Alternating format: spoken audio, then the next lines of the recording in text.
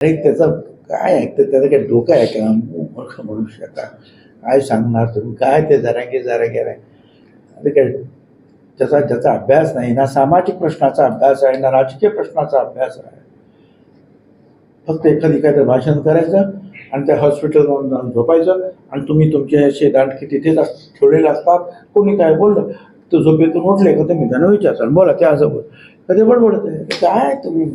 दळिंदेच्या तिथे बसल्यामुळे झाली होती 4 दिवस सगळं तिकडचं दक्षिण मुंबई बंद केलं होती. खरं म्हणजे काय, कोर्टाने सांगितल्यानंतर 2 तासात पोलिसांनी साफ केली ही गोष्ट वेगळी. एक नरमपणा दाखवला पोलिसांनी सुद्धा.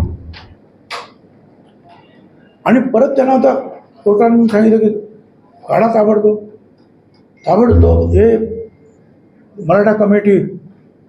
खरं म्हणजे त्यांना काही अधिकार नाही. ज्यावेळेला राज्याच्या दृष्टीने एवढे महत्त्वाचे निर्णय हे मंत्रिमंडळात चर्चा व्हायला पाहिजे, लोकांकडून मतं मागवायला पाहिजे की काय करायला पाहिजे. अरे तुम्ही ताबडतोब आणून तो GR देता. हां, त्याच्या पायाशी बसून सोडा उपोषण हे आणि मग तो तिथून सांगतो हा पात्र शब्द सुद्धा काढून टाका.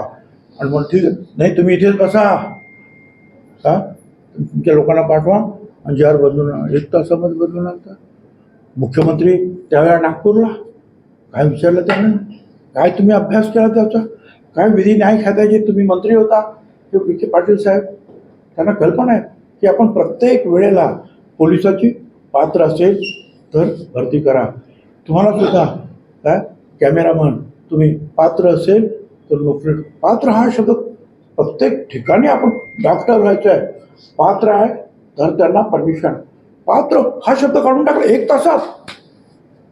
तरी आम्ही म्हटलं जाऊ द्या, हे कदाचित हे त्याला बाहेर काढण्यासाठी दबावपोटी झालं असेल. तेही फार चुकीचं झालं. आम्ही तेही समजलो आणि मग कोर्टात गेलो.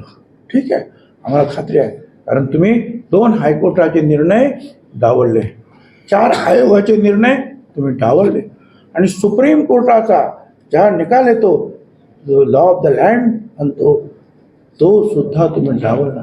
आमची खात्री आहे आम्ही कोर्टात जिंकू.